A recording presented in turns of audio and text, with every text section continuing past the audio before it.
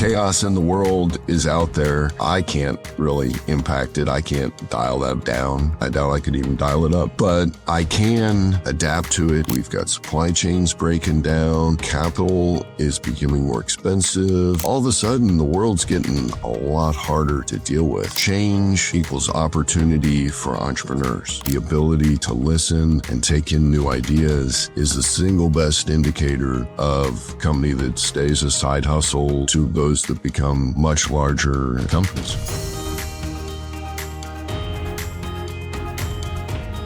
Hello, and welcome to the Liberty Spenders podcast. We are Kurt and Kristin Luidhardt, your hosts and co-founders of the Prosper Group, an agency that's helped raise over $500 million and help elect over 100 members of Congress, 15 governors, 15 U.S. senators, and 1 president.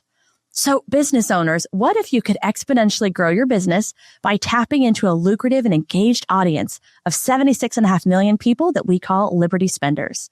These Americans spend $5 trillion a year, and they're motivated to buy from businesses and brands that share their values. If you want to learn more about this, you can get access to our new best-selling book at libertyspenders.com/free. We are joined today by Karl Maier. He's the founder of Abundant and a fractional CFO who's doubled sales at 5 companies in just 2 years. Wow. I know. Without begging banks or selling out to inflation. So Karl built Abundant to arm freedom-minded entrepreneurs with the exact systems, numbers, and team structures needed to grow predictably in today's chaos, with rising costs, labor shortages, and supply chain breakdowns. From expanding credit lines to leading multi-million-dollar acquisitions and rewiring pricing for profit, Karl's battle-tested strategies help you own your own numbers, own your systems, and own your future. Karl, awesome to have you. Yes, welcome. I'm excited for our discussion. Every business owner needs to listen to their CFO. And if they don't have one, they need to get someone like you. Find a fractional CFO because it is essential to running a smart and profitable business, as we learned years ago. Yeah. Well, before we get into that, just before we got started, we learned that you'd recently joined a really cool new startup that's helping energy buyers to get reliable 24/7 cost-effective energy without any pollution using a new category of electrical energy. So I feel like that is the big headline because that sounds a little bit like we're watching a futuristic sci-fi movie. So tell us the story of this new startup. Absolutely. It's the product of a decade of research that has led to this new outcome. And, the company's still a startup. It's just ramping up. So what we're doing is, like you said, helping, energy buyers, eventually homeowners, but initially commercial and industrial buyers to have reliable energy that's cost effective. And, by the way, it doesn't pollute the environment. So it's fantastic. All right. Well, yeah. Anything more you want to share about how that works, or who's your target customer? Industrial users. So if you've got anything from a machine shop to potentially a server farm could use this. Right now, every time there's a hurricane or a winter storm or a tree falls or just who knows what, the grid goes down, that's a problem. But what we've got is something that relies on very predictable physics, and you can put it on your own location, so you're not depending on the grid. So, even a ranch or something like that could use one of these. And it uses the same physics that like a quartz watch, a sonic toothbrush, that pressure plate your car rolls over to open a gate. It's, called piezoelectric, but, who remembers that? Well, it gives us something to Google or put into Chat GPT, right? Exactly. Or Claude or what? Pick your AI of choice. Yeah, but to me, the key thing, it's proven physics and it's safe. It's something you can wear on your body, and it's not gonna explode your head at some point or something like that. And so by having your own power source on site, man, that's a level of comfort and, very predictable economics. Mm-hmm. So you're not worrying about, the inflation or, all the next gas crunch and energy crisis that, makes everything go crazy and your prices triple overnight. And I'm not ready for that. So well, yeah, a lot of that's people are exciting. worried about that because of the need, right? The growing demand for energy, and people are building up, data centers. And I mean, they're concerned about this everywhere. We just interviewed somebody recently who's is also doing something. It's not using that technology, but working on portable data centers to supplement. And then, of course, there's people that are working on like, I'm going to butcher it. It's nuclear, but it's like small. I don't know. Yeah, the right like word. modular nuclear. Yeah. Yeah, maybe that's the right word. Okay, maybe it's modular, but it's just fascinating seeing what people are trying to do to meet this demand so that we can keep up in the AI race and the technology space as all of these, as technology continues to advance. Yeah. Well, I know a lot of businesses feel like they're crushed by rising energy costs. So it feels like this would be a game changer for a business who can find a way to not have to be paying premium prices for energy, particularly manufacturers, others who, who suck up a lot on the grid. Mm-hmm. Right. So that's exciting. And, and it's a startup. So we're trying to grow the business, and they need CFO perspective to grow that company, raise capital, manage the cash, all that fun CFO stuff. So, yeah. So that's how you got plugged in, right? They either did they seek you out or you sought them out and you said, hey, this is what I can help you with. How did that partnership come together? Right. So there's the CEO of the company has known me for 10 years, and he reached out earlier this year, or 6 months, whatever ago, and said that, hey, need some help from the CFO perspective. We got to talking, and, the more we talked, the more I'm like, well, you need a lot of, this is a big project, raising capital for a startup, and it's a very exciting startup. So, we're going to have to talk to a lot of people. This is, this isn't just, a couple hours a week. So eventually, we reached, an agreement and said, okay, yeah, this is how we can move forward. And, now I'm spending a huge amount of time helping this company to, move forward and hopefully help a whole lot of people, get predictable 24/7 energy that, they're not worried about the grid going down or whatever, prices going crazy. So it's a lot of fun to be part of that.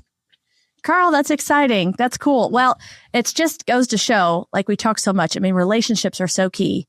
And so that was the key thing right there, is that he had already known you. He knew your reputation, knew what you could do.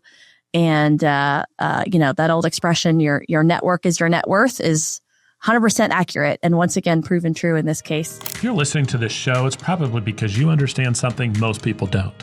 Marketing to Liberty spenders isn't just about ads or tactics, it's about trust. And in the real world, trust moves through relationships. And that's why private introductions and deal flow are such a core part of what we do. So FastPass is a private introduction and deal flow network for Christian and conservative leaders who already have influence and want to scale fast. It's not open networking, it's intentional introductions between people who already share alignment.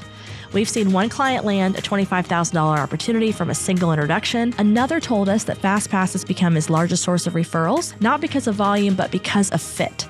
And yet another closed her equity round at a key moment just due to the right introduction. When you book a one-to-one consult with us, we're not handing you a list or making big promises. Instead, we're having a real conversation about what you're building, who you want to meet, and whether FastPass makes sense for this season for you. So no pressure, no hustle, and no awkward pitch from us. Yeah. If you're ready to grow through relationships instead of forcing everything on your own, head to libertyspenders.com/FastPass and book a one-to-one consult with us. In worst case, you leave with clarity. Best case, the right introductions change the trajectory of what you're building. Okay, back to the episode. Let's dive in then to that expertise that obviously the CEO was interested in. Obviously we know in your bio and what you've discovered, how you've taken these businesses and helped grow them. So let's dig into that a little bit more. What do you think's been the single biggest shift in mindset, maybe, or systems that might separate like an 8-figure leap from just a side hustle? Right. That's a great question. Obviously there's a whole bunch of things to run a successful business. There's no, one silver bullet and that did it. but there are things that are more important than others. And, I guess I've got over 30 years of doing CFO work, both, full-time CFO for about 9 years and fractional type CFO for many more. And, what I've seen, over time, you become more than just, a pure CFO. You see, all the different parts of the business. And one of the most important things is really attitude. And, it's great to say, I'm excited and I'm going to work hard. That's important.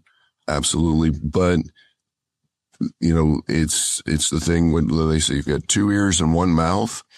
And if you use your ears to listen, more than you're telling, that really becomes, over time, it helps you make better decisions, and those better decisions build up. And so if I was going to pick one thing, I'd say the ability to listen and take in new ideas is the single best indicator of, a company that stays a side hustle or small outfit to those that become, much larger companies. Yeah. Well, and when you've been involved in taking a business from 10 million to 100 million, I mean, that's a ginormous jump. And I think it's interesting that no matter who we talk to, obviously there are systems you have to have in place. You have to get good at hiring. You have to have team. You have to have culture. You have to have innovation. But when you break all of those things down, it's amazing that fundamentally it comes into what's between these 2 ears, right? Right. It's our mindset, our attitude, our ability, again, like you said, to listen, to get feedback, to take it on board, not take it personally, and find the way. And so I love how you frame that, because the right attitude is what makes all those things possible, right? It makes people want to work with you. It gives you the ability to have the right perspective when you face challenges. And that was framed beautifully.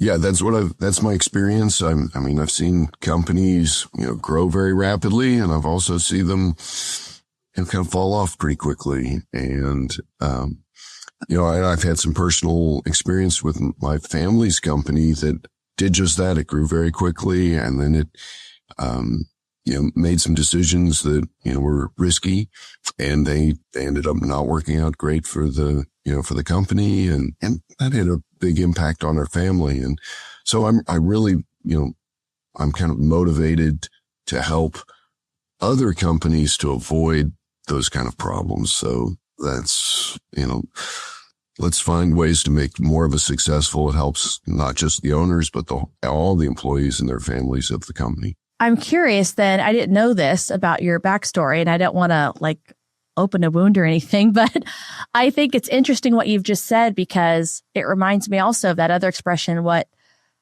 got you here won't get you there. Or, it's kind of like, do you feel like in that particular example in your family business, did you feel like the growth made people overconfident, or that they felt like they needed to continue to take the same level of risk that they did before, when maybe now was the time to kind of mature or operationalize? How would you don't have to get into specifics, but how would you categorize maybe what category, I guess, of decision, when you said they took some risk, what do you think led to that? What was the mindset you think that happened after they'd had such tremendous success quickly?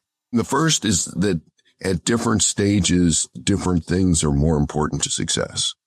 When you're just getting started, if you don't go sell something, nothing else really matters. Yep. I got this great plan. I got this great CFO. I got these great systems, but I haven't sold anything.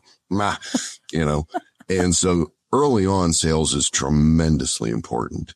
And early on, sales solves most problems, not all, but most problems. You got a few people, you've got a pretty simple business model, you sell more, you get more cash. It's good.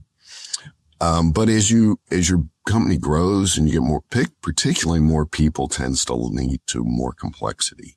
What works great when you get a handful of people that you see them all every day, you sit around the table and you talk to every single one of them every day, start to get to 25 or 50 people. All of a sudden, you're not seeing them the same. And the specific example I really like to use for this is, if I've got a restaurant, my grandfather had a restaurant a lot like this. You could look in the back, see the cook was working, the kitchen's working fine. You can look out front, see the wait staff is, not too busy, not too light, perfect. And he ran the cash register. So, it all worked great. Yep. And then, now he didn't do this, but if you go get a second restaurant, all of a sudden that model just completely breaks because you can't watch both cash registers and you can't watch both, kitchens at the same time. And so, things change. Now you need systems and processes and financial management and incentives. And so, it looks like the same business at a glance, but fundamentally it's completely different. And so, I think that's kind of an important thing to establish is, because to answer your bigger question, what happened with my family?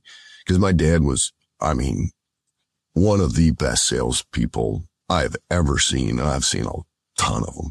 And so really good. He could bring in the business, and early on it was a simple operation. He'd make a sale, he'd find the material, he'd ship it, and boom, there you go. That's money was coming in. It's all good. At a certain point though, now we had 5 locations over, many states. And, oh, wow. Yeah. Now we've got inventory and, and his thought process and mindset was still on, I go sell it, boom, that's it. That's all. That's all we really need to worry about. And I'm this annoying CFO who's bringing these spreadsheets and this analysis and say, the inventory is not turning fast enough. And, and he's like, don't worry about that, And so, and eventually, there was a downturn. And, sales dropped because, even great salespeople in a big downturn can, there's only so much you can do. And the bank's looking at our ratios and the cash flow, and the bank's like, nah, we're going to take it all back. All those securities you pledged, all that inventory, bye-bye. And, so then it's all gone. And so, obviously a lot of trauma, in something like that. Now, the good news in all that, the silver lining is my dad is still a great salesperson, a few months, it takes a few months, but, then he calls up some buddies that, have the products, and he's like, hey, I'll sell for you. Give me a commission. And he actually went on and made more money each year for years just selling and taking the commission. So, so there's some good news in there, but, there's also a cautionary tale for, the companies that as you go to different levels, you need to understand that there's different keys to success. I just think hearing those kinds of thank you for sharing that, Karl, because we learn the best through stories, through personal experiences, and what a gift to be given that, to have seen someone who you respect so much. Clearly, I can tell that in your voice, how much you respect your dad, and for his skill set in sales, and then seeing again what happened, and also seeing the impact that a bank. Sometimes you don't think about mitigating risk or what happens when they call you on that line of credit, right? Or they all of a sudden don't think your collateral is, people that are real estate, this stuff happens. And they're just assuming, sometimes we assume that things are just going to always keep going up and to the right, and preparing for those changes is important. What a lot of lessons in there. And so, one of the things that I see right now is we're seeing a lot of changes in the world. Pick up however you get your news now. Nobody reads the newspaper, but, or somebody does, but, some people still do. We still get a few things here, especially the local ones. Yeah. But however you get your news, you see the craziness going on in the world, and, there's a lot of changes, and from kind of the financial economics perspective, I'm seeing, things I haven't, got a few years here. I haven't seen inflation, since the 80s, and now we're seeing inflation. And there's a lot of reasons to believe that that's not just, a temporary thing, that, changes in the population, fewer young people coming in as you've got all these baby boomers retiring, and, things like that are going to keep driving inflation for a while. And, the supply chains are getting disrupted. And, there's a number of things going on in the world that make it a lot more complicated to operate a business and to run it successfully. Absolutely. I know you've talked about innovative pricing, and that's something I think is interesting to me as a concept, because, pricing seems like such a kind of fixed mentality for me, right? Particularly in the service business. We'll build you a website. Okay. It's either going to be $5,000 or $6,000. Like the innovation is just moving it up or down. But you think about it differently, and you talk about how it helps more than one of your clients to stop bleeding cash. So walk us through like a real example where a pricing tweak really helped one of the people you were working with. So I've got a manufacturer that they bought the business, good business, been around for 25 years. It manufactures some electronic components. Not a real sexy business, but just a good business. Hey, we can add value to these customers. There's not a billion people that do it. We have some specialized equipment. So, great. And, the engineering background for the CEO that bought the company. So he understands, how this stuff works and, understands the industry. And so he buys it a few years ago, and, at first it's doing great, keeps pumping out the earnings, that, historically the company's been doing. He even does he got some investors to, help back him on this. And, he does distribution, pays some of the, profits to the investors, and everything's going good. And then all of a sudden a few different things hit. There's some internal stuff. A couple machines broke, not a huge deal in of itself, but, he realizes the labor market's going up, and he's got to pay a little bit more for his people. And, there's some shifts in the supply chain. And so some of his customers can't get parts for their stuff. And so they're saying, hey, we were, I know the plan was to build X per month, but we're going to have to put that on hold for a little while. So it gets hit with a dip, and all of a sudden the cash flow is not working very well, and the pricing model that the little spreadsheet that came with the business that they'd been using for years, well, it basically had some assumptions built into it. So they're like subtle things. I won't go bore you with all the details, but those assumptions have changed with some inflation, with, the length of the production runs that he's trying to do changing. And so all of a sudden his cash flow is getting really tight, and the bank's saying, hey, we're putting you into our special assets group, which that's not where you want to be. And that, special is not a good word in that case. So, and I hadn't been working with him at that stage, but I was brought in after things had started to go sideways. And so after, we're talking, I'm learning what's going on. And so I'm, asking about his pricing, and, he's like, yeah, well, we use the spreadsheet. And I was, like, well, what assumptions about, are built into that? And eventually we really kind of realized that, that pricing model that has worked great for who knows 20 years is not working anymore. And so we really had to reevaluate his cost structure and, raise prices selectively.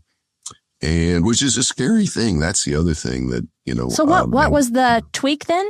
Just that you just raised it in a different way, or you just fixed the assumptions, or? Yeah. So, looking at the assumptions. So how, if you just kind of assume your production run is going to go forever, that you're not going to have any inflation, so your costs aren't going up. Not every production run is the same, and they used to just kind of average it out. And so what we do is look at it and say, okay, for a more complicated, shorter run, we're going to have to charge, our margins may need to be, 35% instead of, we're used to, a 25, 22% margin. But for other, now we've got a longer run and it's a simpler run. And so maybe we need to price that at 18% to be competitive. And so it's a lot different. Yeah, it wasn't a one size fits all, it sounds like, right? So you're taking a look at all of it and then trying to adjust. So in some places you're going up, some places maybe you're going down, and but you're trying to make it work for the realities of the business. Makes sense? Right. Yeah. And so, that's a common, relatively simple, let's just change the percentages. But many times it's about like with this startup, we're like, okay, we manufacture these units. Well, do we just sell the units, or do we charge for electricity on a per kilowatt hour? And, that takes a longer time to get the money in, but, then you've got a recurring revenue, or do you lease it, or, what structure makes sense? And so that's really, business model, but also a pricing decision. And so that's a whole nother thing that, hey, I'm building websites. Well, okay, here's $5,000. Or do I say, hey, I'm going to charge you a monthly fee? I don't know. All fun things. Right. All fun things. And then, as we like to say, you make a decision and then you test and you iterate. Don't be afraid to find out after you get market feedback that you're wrong, and you just change quickly, right? You want to fail fast, and then make the adjustments and keep moving forward. Mm-hmm. Yeah. Listen to the market. Good point. Yeah. We know you're also somebody really who's helping people build systems into their business. And, for an owner who like a lot of people, let's say they're an owner who feels like they're drowning in daily tasks, they're just going around putting out fires. What's the, somebody's listening, what's the first 30-day system they could implement to try to get control, buy back some time, and feel like they're back in the driver's seat? Right. Yeah. And that's going to vary a lot by, the specific company, so I've got a friend who does, it's therapy. They've got a group practice for therapy that they're building. And, but managing their time is their first thing. What do I delegate? And, at first, delegation's like, it sounds great. Yeah. Hey, go do that. Goodbye. That's all I need to do.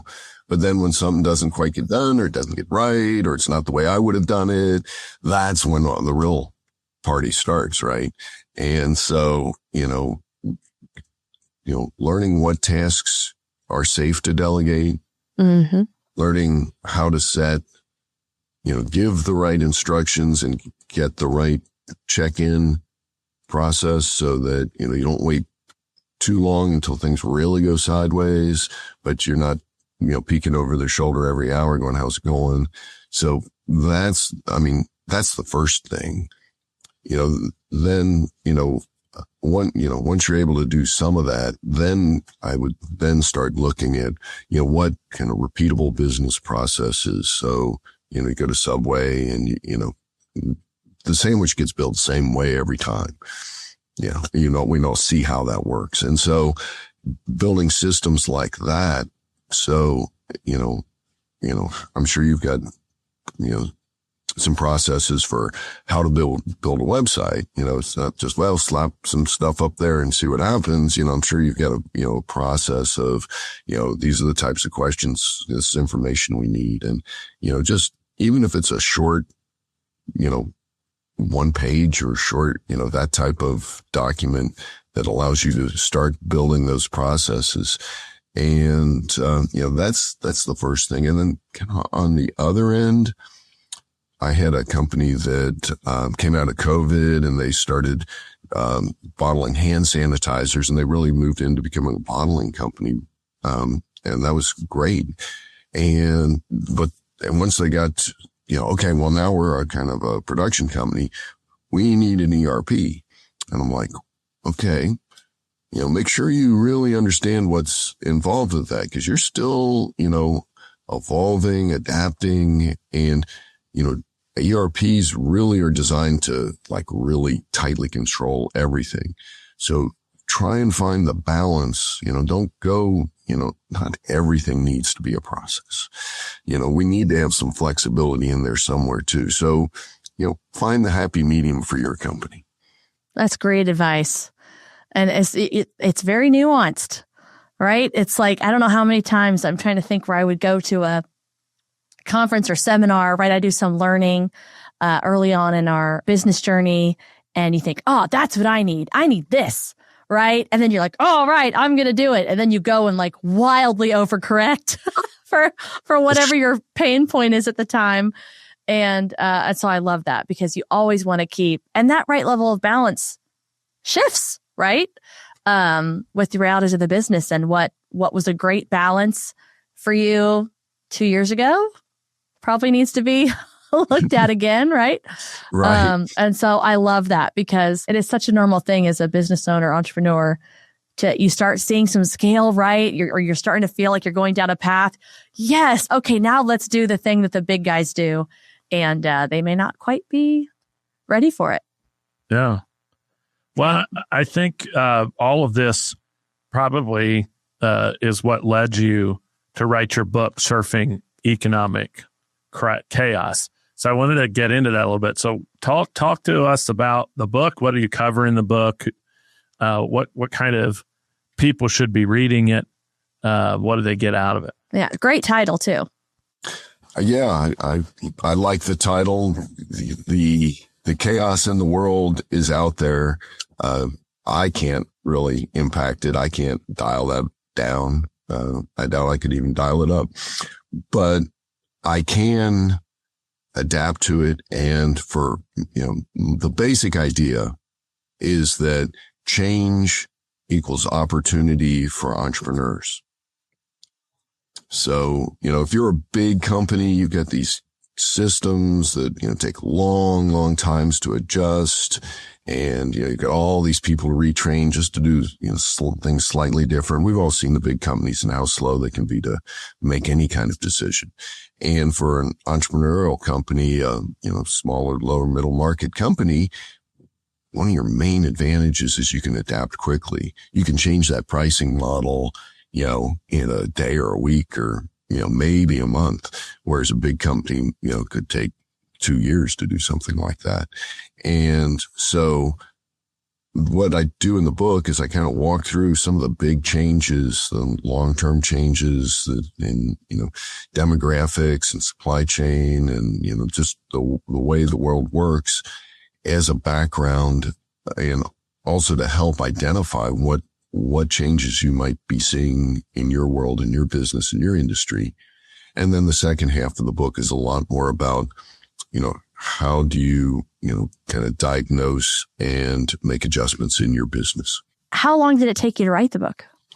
About a year. I mean, obviously, you're kind of building up background information. But at some point I'm like, wow, we really are seeing some crazy stuff in the world, and it's not gonna stop. If you go back and I remember the 80s and the 90s, right after 2000, I started working with another guy. We kind of partnered up. He was a more experienced guy that did, kind of turnarounds and profit improvement and these smaller companies. And he said, yeah, you're trying to do the same thing I am. Let's work together. It's like, great. Yeah, that's fantastic. And we started going out and talking to these companies. And he's like, yeah, this one looks perfect. We got introduced to them. We go talk to the owner. Yeah, they're having these challenges. And we're like, yeah, we can help you, put some processes in place and, change, look at your pricing, do all these kind of normal kind of CFO consultant type things. And what we kept seeing is that time after time, they'd come back to us and say, yeah, I hear what you're saying, but that sounds hard. And the bank has given me a bigger loan. And so I'm good for now, cause wow. If you got more cash, you can really, it may not solve your problem, but paper over it for a long time. And, because at that time, the Federal Reserve was trying to correct for the .com bust. And so, but if you kind of go from roughly 2000 to about 2020, I mean, the labor force, particularly in the U.S., was very stable. Prices were very stable. Lending was very predictable.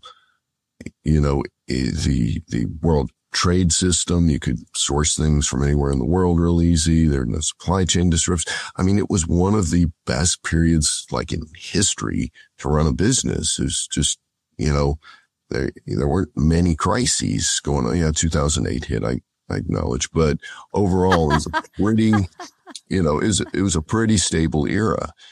But when you get to 2020, we got the baby boomers retiring. We've got supply chains breaking down. We've got capital is becoming more expensive. And so, loans are getting harder. All of a sudden, the world's getting a lot harder to deal with. And so, that's, when, and I didn't see that instantly, but as I was looking at that, kind of taking it all in, going, wow, the world is changing. And, those demographic changes aren't going away. The international complex supply chains are going away. All these things are changing. And that's when I started to write the book. Smart of you to recognize that. And then also, to remind us all that, we can see those things and be scared, or we can recognize the opportunity that's there, which it sounds like is the take, that's what you're trying to encourage us all to think about. So incredible. Good stuff. I think it's time for us to head into our lightning round. So we ask every guest the same 3 questions. The first one is, when you look back on your life, decades and decades and decades from now, right? We're all going to live a long time, Lord willing. And you want to look back and you want to think about either your legacy or how will you know you've had a life well lived? I love that question. And for me, it's having an impact on companies to help them grow and keep them from going sideways. Like I told you about, my family's company. And so whether that's, the startup Reefsol is the name of it. That's developing this new type of power generation, or, it's any other company, the manufacturer that I worked with, all the different companies. That is the thing that, I'll be most proud of. Oh, that's sweet. And keep that family legacy going. I think it sounds like, right, of entrepreneurship and all of that. Now for something off topic, 60 to 90 seconds on what's taken you maybe down the rabbit hole, what's captured your imagination, your interest. It could be a good book. Maybe it's a sports team that you're super excited about, spiritual insight. What's something that's really captured your interest recently? Well, it's certainly got to be that startup. It's really taken me deeper into what's happening. What are the options in the energy world? And, what are the possibilities for having predictable, reliable energy without polluting the world? Well, it's definitely a lofty goal. And there's so much to get into with that, right? Because there's just so much change. And it's an exciting thing to learn about, I'm sure. And thank you. You were saving me earlier as I was trying to describe the various innovations that I've seen there. Last but not least, I know Kurt's looking at me, so he's letting me lead these questions. But last but not least, let's just say that unfortunately somebody's, tuning in and they haven't listened to a word you've said this entire podcast, right? Here's your chance for some shameless self-promotion, help people understand what it is you do. Maybe you want to talk more about either your book, your fractional CFO services, or this startup, but who should reach out to you and why? Well, I certainly love to help business owners, entrepreneurial minded people to grow their company. And so, looking at my LinkedIn is probably the best way to, see what's going on with me and seeing how we might be able to connect each other and help each other. So whether that's, you're like, man, I need to raise capital for my business, or can you connect me to somebody, or I want to hear more about this really cool energy startup. And maybe I need one of these generator power units so that I can run my business on it. Well, go find me on LinkedIn and, let's see how we can help each other. Love it. Love it. Well, I love the mission that you're on because like I said before, it's just so needed. And there are so many entrepreneurs. We're so excited about our product or service, and we need smart and wise people to put guardrails, to put protections in place to help us not get over our skis. And so I have great admiration for your skill set because it is not one that I personally possess. And so I have to lean on other smart people in that area. Absolutely. And I really appreciate you taking time to join us. For anyone who wants to learn more or find out more about you, Karl, check him out on LinkedIn. And we'll put a link in the show notes. We'll put a link in there. But for anybody searching after listening, it's Karl with a K, Karlmaier. So go find him on LinkedIn and see how he can support you. Thank you so much for your time, Karl. Learned a lot. And I'm going to be watching to see how this startup does. I am excited for you and for the owners. It sounds like an amazing, amazing opportunity. And for all of you listening, we appreciate your time so much. We know how valuable it is. If you found value in today's episode, don't forget to like and subscribe so you don't miss anything in the future. Thanks a lot. Until next time.